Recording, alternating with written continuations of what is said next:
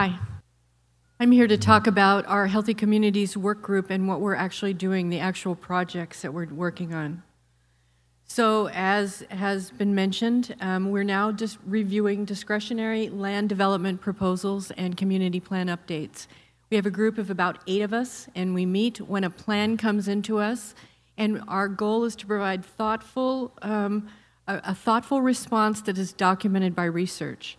So the plan comes to us, we review it, we draft a letter, we send it to the Planning Commission, and we also send it to the Health Commission, and the Health Commission can then comment on it as well and send their comments to the Board of Supervisors.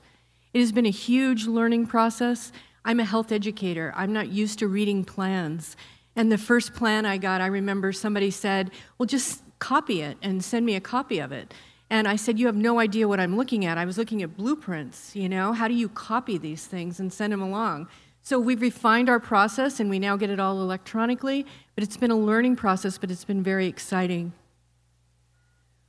When we started, we thought, okay, what we're going to do is we're going to develop a checklist, and we're going to check off all of these things that we should look for in a plan that we would approve, that we would be supportive of. You know, are they close to amenities? Are there playgrounds near? You know, is there infrastructure enhancement?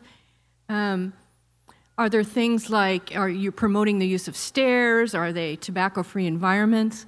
What we quickly found is that the range of plans that we were reviewing, a checklist, a simple checklist, would be too limiting. We came across one proposal we were reviewing, and it was for olive oil processing in roadside stands. How do you even begin to put that in a checklist? So now we're approaching it more from the research standpoint than from a simple checklist. The first plan we reviewed was the Fiscalini Ranch Master Plan. This is a proposal by the Cambria Community Services District to develop Fiscalini Ranch into this unbelievable park. And so it was a perfect plan for our first plan.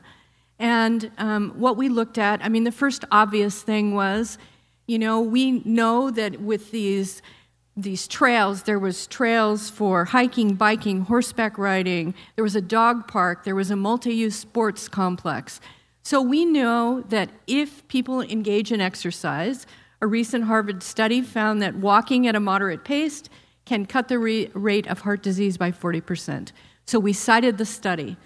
We also know that in these multi-use sports fields, if parents can exercise with their kids, if they can develop the habit at a young age, they're going to be more likely to continue exercising as they become adults. But we also looked, the plan had an emphasis on preserving sensitive habitat, and it was very environmentally responsible plan. And so for this, we quoted Dr. Georges Benjamin of the American Public Health Association, saying we really are supportive of this because we know that climate change is one of the most serious health threats facing our nation. The next plan we looked at was Caves Landing. And we were all sitting around the table one day and reading the plan and digesting it, and somebody said, finally, I think they're talking about Pirates Cove.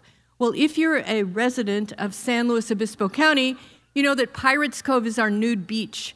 And so we had a few chuckles, but basically this is a proposal by the County Parks Department to develop the trails and to make the trails safer at Pirates Cove. And so there we went to the CDC, and we quoted that the unintentional falls are one of the top 10 leading causes of death for people over the age of 25. So if you preserve these trails, and if you enhance these trails, and if you make them safer, you're going to decrease the likelihood of injuries. We had one of the people in our group is a guy named Scott Bruce. He's not here right now. He's a planner. He works at the Wallace Group. And we kept hearing Scott's voice in the back of our head. And he said, a lot of planners talk about walkability and bikeability. He goes, you've got to expand your focus. Don't just focus on walkability and exercise. You've got to have a broader view than that. So we also looked at Caves Landing, and we started thinking, you know, if those trails are better, people are going to be more likely to go outside and exercise on them if they know that they're safer.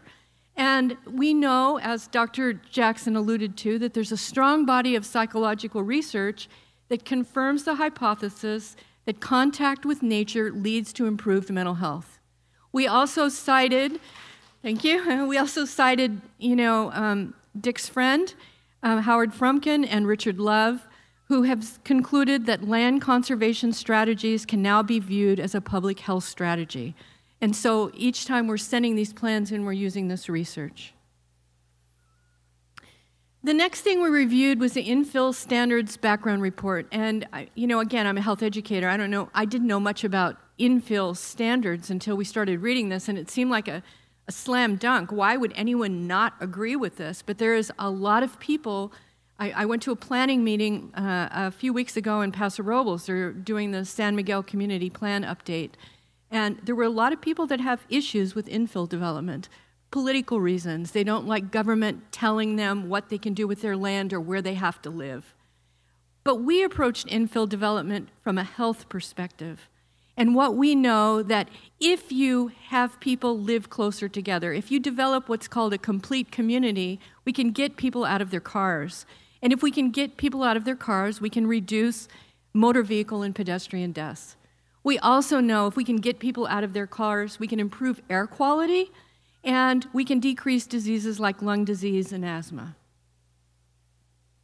The other part about infill development has to do with the idea, if you can create a complete community, if you can get, we all hear the term Main Street nowadays. And Main Street means the old communities. It's like the Ozzie and Harriet's and the Father Knows Best from the 50s, where you know your neighbor and you leave the door unlocked and you have a sense of belonging somewhere. We know if we can create these complete communities through, strategic efforts by our planning department, that we can decrease rates of isolation and decrease rates of people not feeling that they're connected to anyone.